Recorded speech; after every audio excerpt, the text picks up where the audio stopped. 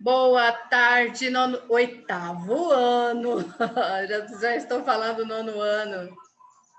Tudo bem, Bianca, sem problemas. Tudo bem com vocês? Mais uma semana e já acabando o ano, não é, gente? Novamente. Esse ano, bastante diferente dos demais, mas até aqui Deus tem nos ajudado, certo? Então vamos lá. Hoje eu vou compartilhar com vocês ali na página 6 do livro. Eu expliquei para vocês todo o conteúdo e agora eu vou voltar na parte de interpretação dos textos, correto? Já vou compartilhar aqui só um minutinho.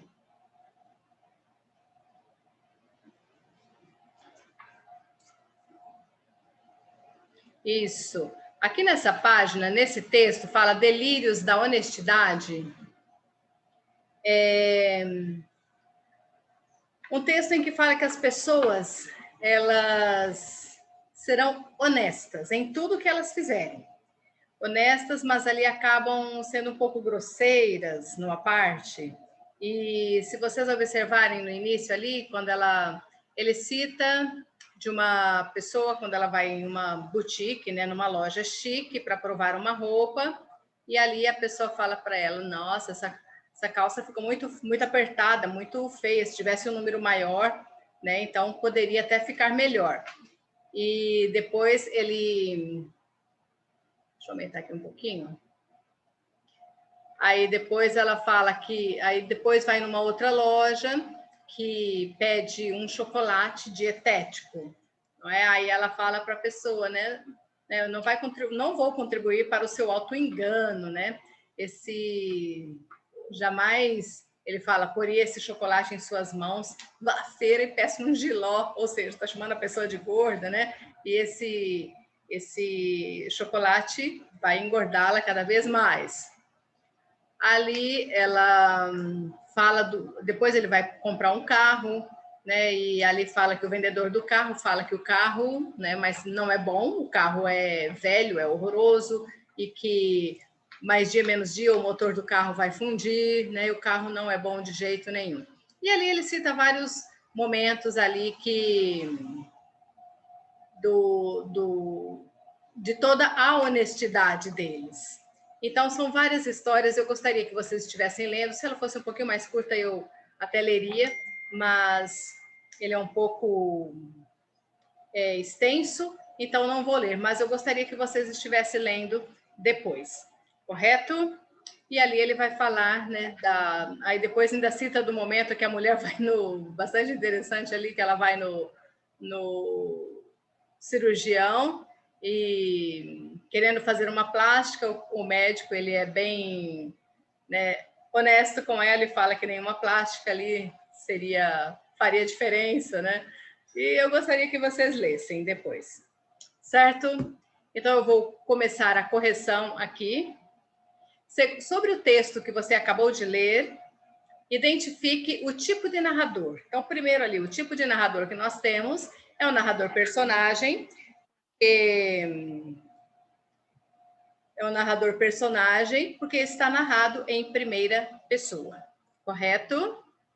Agora, a letra B, as personagens que aparecem ali no texto, o narrador, os garçons, o vendedor da boutique, a moça do balcão da casa de chocolates, o vendedor da concessionária, o marchand da galeria de arte, o decorador, a mulher vaidosa e o cirurgião. Então,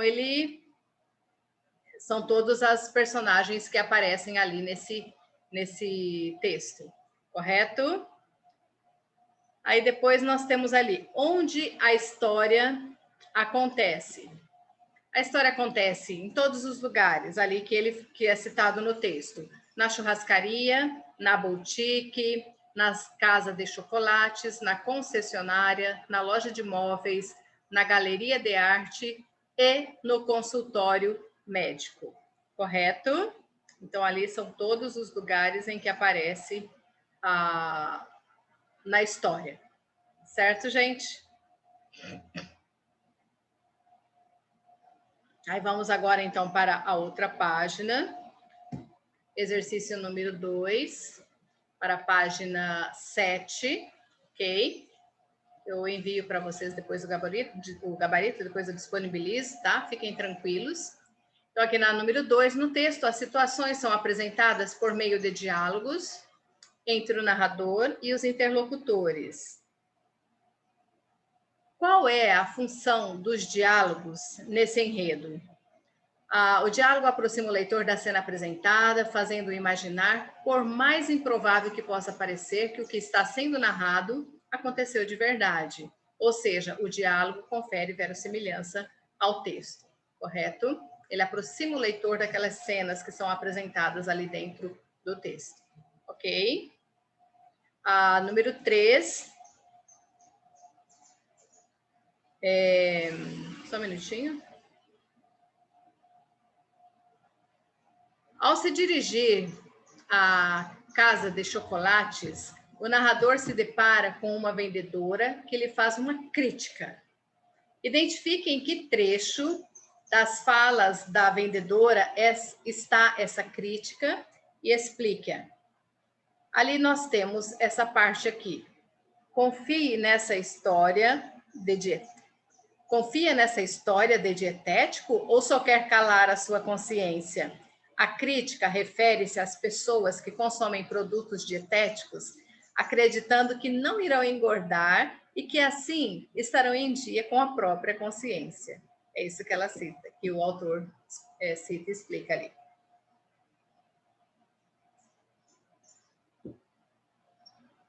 Agora aqui na número 4, analise as falas de algumas personagens, pois compre depois de obter algum resultado, se bem que não sei não, essa barriga parece coisa consolidada, cara, né? Provavelmente é uma barriga grande, coisa consolidada, ou seja, aquilo não tem mais jeito não é, gente? Confia nessa história de dietético ou só quer calar a sua consciência? Está precisando de pano de chão? Sinceramente, o senhor não entende mesmo. Isso aqui é um horror, uma roupa que ele foi comprar, correto?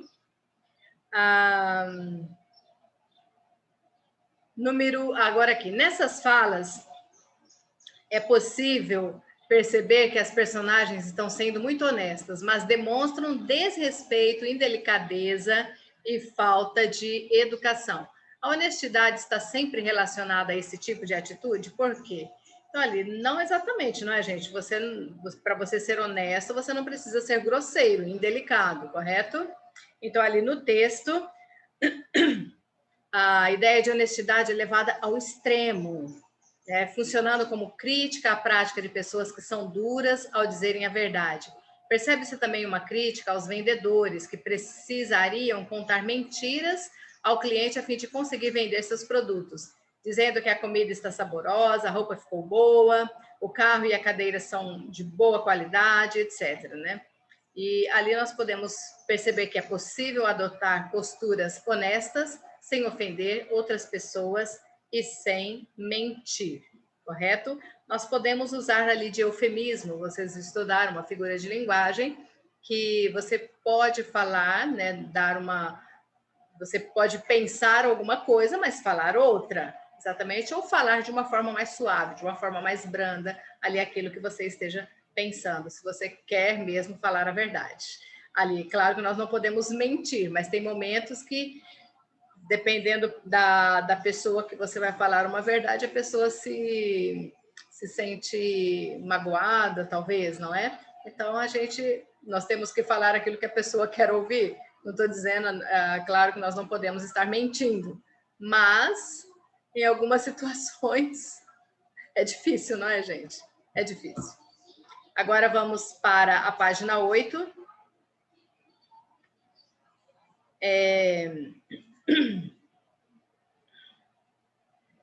Com base no texto Delírios da Honestidade e no que você acabou de ler sobre a crônica argumentativa, vamos responder. O narrador do texto, aqui na número 5, imagina e expõe algumas situações desencadeadas com base em uma suposição. Essa suposição tem como base uma opinião a ser defendida. Que suposição é essa, né? A suposição de que as relações entre as pessoas sejam diferentes, caso todas fossem completamente honestas, elas seriam completamente diferentes. Então, ali, se já pensou se o mundo inteiro, se ninguém mentisse, se todos dissessem a verdade, seria completamente diferente, não é?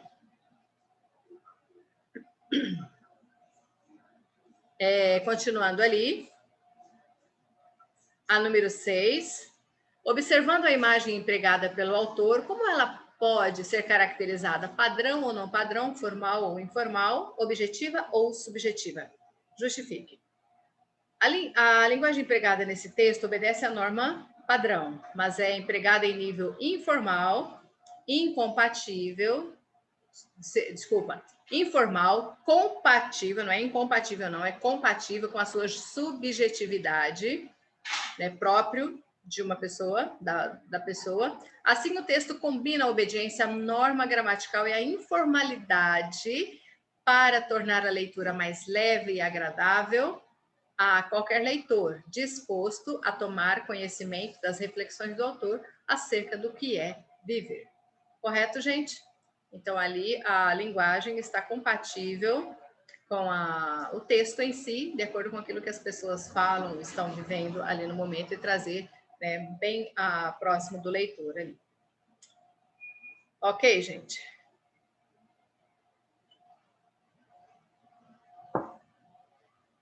Aqui nesse outro texto, aqui mostra, o título do texto ali fala sobre as minhas férias, e de uma família, né, na perspectiva de um dos filhos dele. Ali cita que os pais moravam na cidade, num apartamento, e o pai querendo que os filhos tivessem contato com a natureza, e ele decide acampar com a família. E ali a filha, ele cita que a filha levou um aparelho de som, né, para colocar, para ela ouvir som, mas o pai falou lá, não teremos energia elétrica, então começa a gerar um conflito ali. Mas o que eu quero mostrar aqui para vocês, nessa primeira parte, diz assim: eu, minha mãe, meu pai, minha irmã Su e meu cachorro Dogman fomos fazer camping. Meu pai, não sei o quê. Aí ele começa, a pessoa que está falando, né, esse texto, falando aqui no texto, o narrador, deixou aqui, ele repete, minha irmã Su ficou irritada, não sei o quê, mas eu e o meu cachorro Dogman.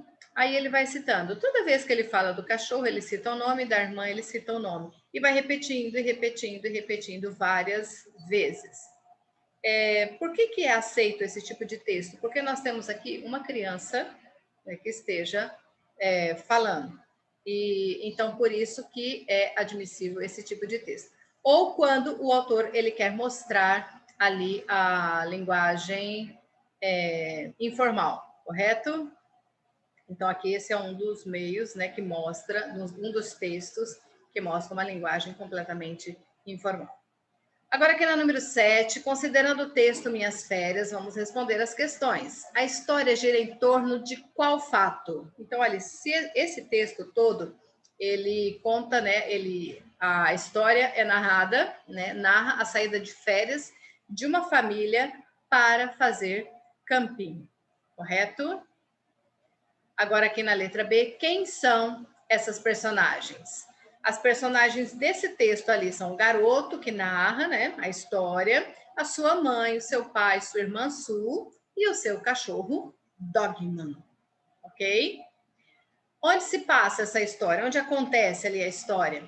Se passa no edifício em que a família mora, no carro, no quintal da casa de um homem, não sei, no texto é citado, vocês leem, vão saber por que eles estavam ali, né, no quintal da casa de uma pessoa, e em um lugar perto de um rio, é onde eles pararam para acampar. Letra D, em quanto tempo os acontecimentos se desenrolam? Tudo bem, Isa?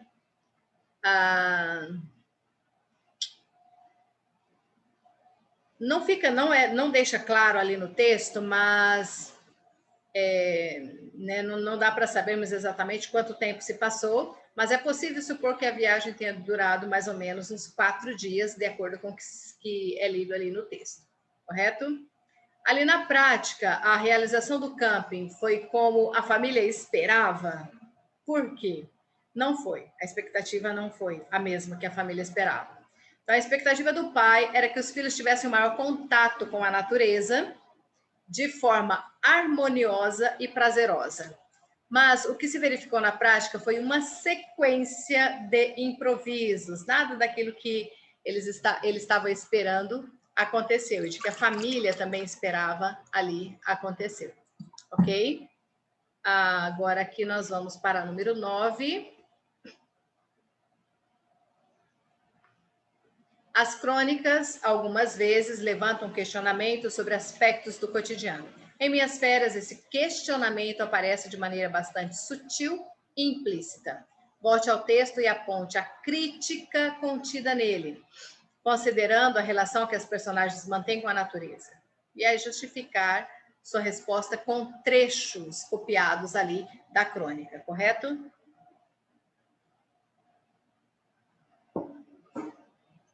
A crônica incita a reflexão sobre as relações entre seres humanos e natureza, abordando o desconhecimento por parte dos seres humanos, como em nascemos em apartamento e até os 5 anos de idade, sempre que ele via um passarinho, essa parte é bem interessante, né? Ele via um passarinho numa árvore, eu gritava, aquele fugiu, porque ele imaginava que os passarinhos eram criados apenas em gaiola, né? E corria para avisar um guarda. E a questão da poluição causada pela ação humana, como em o rio, tinha um cheiro ruim e o primeiro peixe que nós pescamos já saiu da água cozinhado, cozido, mas não deu para comer, ou seja, a água bastante poluída, provavelmente os peixes já estariam mortos, não é? Se o peixe já saiu da água quase cozido, ou seja, praticamente morto, correto? A número 10, apesar de Delírios de Honestidade, Minhas Férias serem crônicas, as histórias são narradas de formas diferentes. Então, quais as diferenças entre essas duas crônicas ali? No texto Delírios de Honestidade, o cronista ele tenta continuamente convencer o leitor de um ponto de vista, de uma ideia, correto? Ali no caso, a honestidade. Enquanto que em Minhas Férias, o cronista ele destina maior esforço à narração dos acontecimentos, ok? Agora ali, por que a crônica é considerada um gênero que mistura jornalismo e literatura? Ali, se vocês observarem, é porque os textos eles podem ser baseados em situações que podem ter, de fato, acontecido, mas no contexto ficcional do texto literário, correto? Aí nós temos, na próxima página, gente, já corrigimos ali os pronomes relativos e a conexão em orações. Aí só gostaria de perguntar aqui, mas eu acredito que eu corrigi. Quem estava na minha aula passada, né, Bianca? Acho que quase todos que estão, já foi corrigido. Ótimo, muito obrigada. Então, aqui, deixa eu só diminuir aqui um pouquinho. Nós vamos lá mais para o final. Isso. Aqui nesse texto.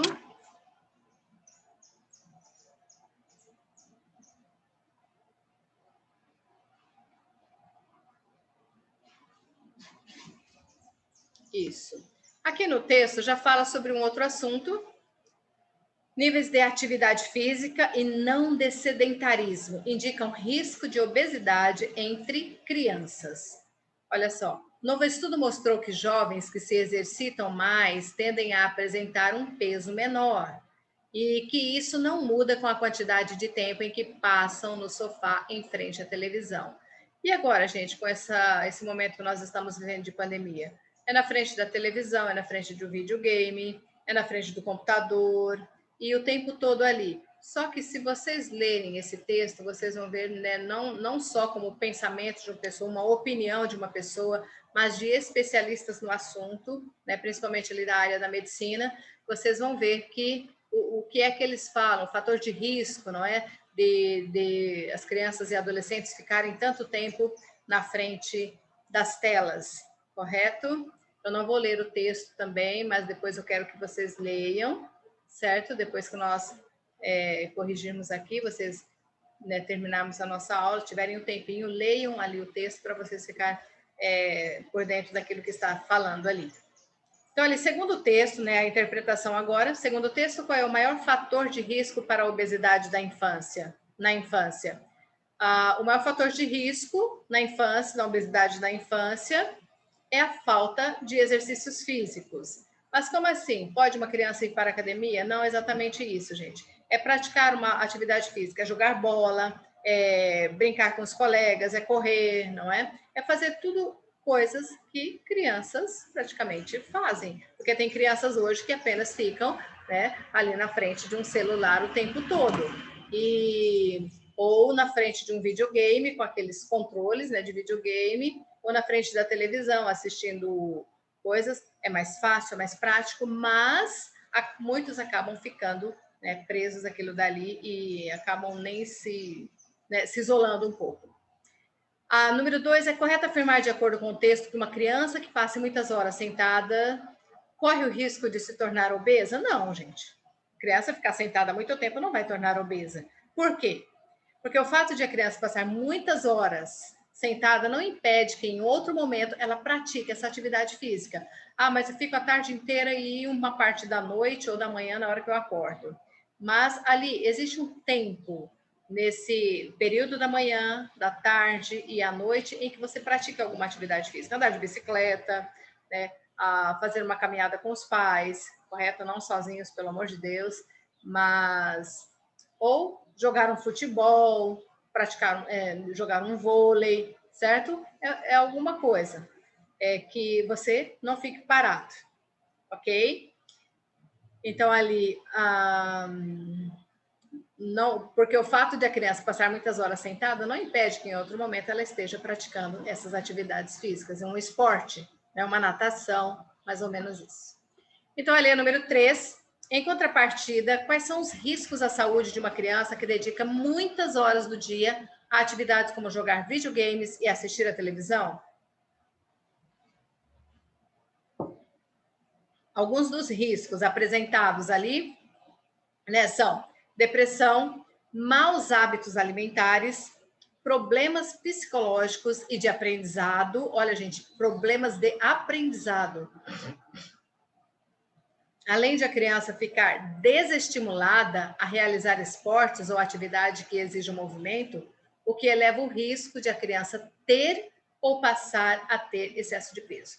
Se você está na frente da televisão assistindo a um filme, eu vou dar um pause e vou ali comer um chocolate, ou vou pegar um pacote de bolachinha, ou vou pegar um pacote de salgadinho. Ninguém sai ali e fica o tempo todo, agora eu vou comer uma maçã, agora eu vou comer uma fruta, qualquer, não importa qual seja, vou comer um tomate, e não, peguem coisas que aquilo, muito sódio, muita gordura, e ali acaba prejudicando, com certeza, a saúde. Então, isso é que faz o excesso de peso. Ok? Agora aqui é a número 4. Transcreva do texto algumas palavras ou expressões próprias das ciências e indique as áreas do conhecimento a que estão relacionadas. As palavras e expressões que são utilizadas ali dentro do texto: sedentarismo, doenças cardiovasculares, obesidade, gordura corporal, composição corporal, depressão, hábitos alimentares, problemas psicológicos e de aprendizado, acelerômetro e densidade óssea. Essas palavras pertencem às áreas da medicina e das demais ciências. No caso ali, algumas coisas, é claro que nós não conseguimos explicar a fundo para vocês, sabemos, mais ou menos, mas ali, dentro do texto, essa parte ali, quem cita essa parte da medicina são os especialistas do assunto, correto? Agora aqui na número 5, para que o conteúdo da reportagem seja mais confiável, é importante que as informações veiculadas sejam validadas para autoridades e comprovadas por dados? Por dados, ok? Não tem pergunta ali, não sei porque eu coloquei um ponto de interrogação. Letra A, reflita e responda por que a validação e a comprovação das informações são importantes. Porque dentro de um texto é importante ter a opinião, a fala de um especialista do tema ali, do assunto que está sendo tratado. Por que isso se torna importante? Então, ali, a validação e a comprovação das informações são fatores importantes para o texto, para que esse texto ele seja aceito como um texto verdadeiro e os leitores possam levá-lo a sério. Assim, o leitor pode confiar nas informações divulgadas sem achar que o texto foi escrito com base apenas nas suas opiniões e julgamentos pessoais. Muitas vezes a gente fica... muitas pessoas acabam pensando assim, é a sua opinião, é o seu, né, ponto de vista, e quando eu vou dar o meu ponto de vista, eu já falo, isso sou eu, né, eu sempre falo para vocês, isso sou eu, Cleide, que estou falando, correto? Mas aqui são opiniões de especialistas do assunto. Quais são as autoridades e os dados que comprovam as informações desse texto? Então, se vocês observarem ali nesse texto, as autoridades são So-Young No, coordenadora da pesquisa sobre a interferência da quantidade de atividade física no risco de excesso de peso na infância, olha só. E o Departamento de Saúde e Serviços Humanos dos Estados Unidos. Os dados são os resultados da pesquisa feita por eles ali. Correto, gente? Então, aqui mostra, né, quem são essas pessoas que são os especialistas do assunto e que falaram isso que nós estamos aqui interpretando. Correto? Então, isso dá mais credibilidade ali ao texto em si. Deixa eu ver se tem mais algum exercício aqui nessa página. Temos. Opa! Nos tópicos a seguir, reúna as principais informações e ideias da reportagem de acordo com a estrutura do texto. Então, ali na introdução do texto, o que é que nós temos? É apresentada a ideia central do texto, né? O risco da obesidade está associado principalmente à falta de atividade física ou de exercício físico, correto?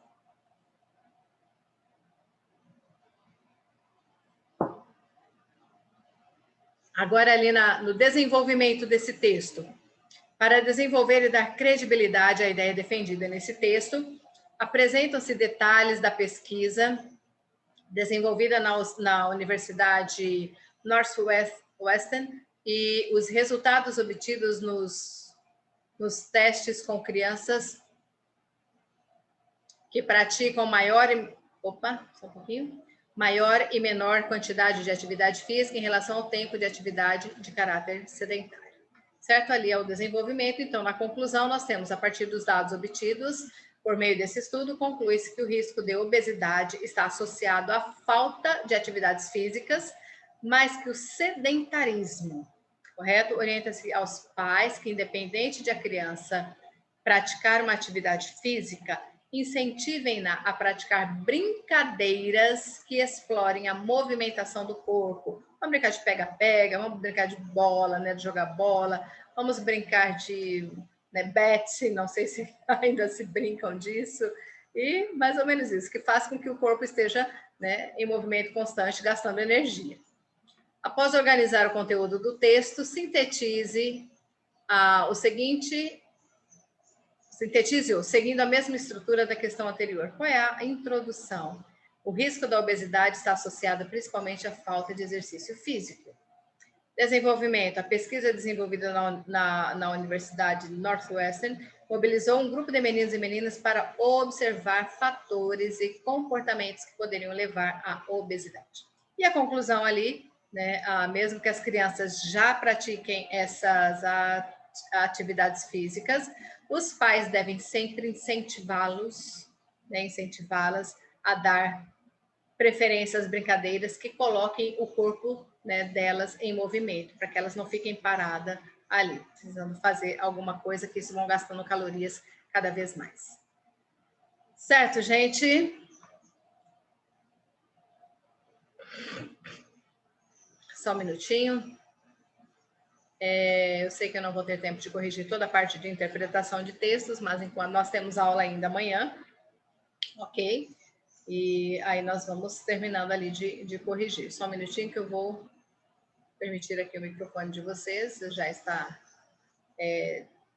desbloqueado.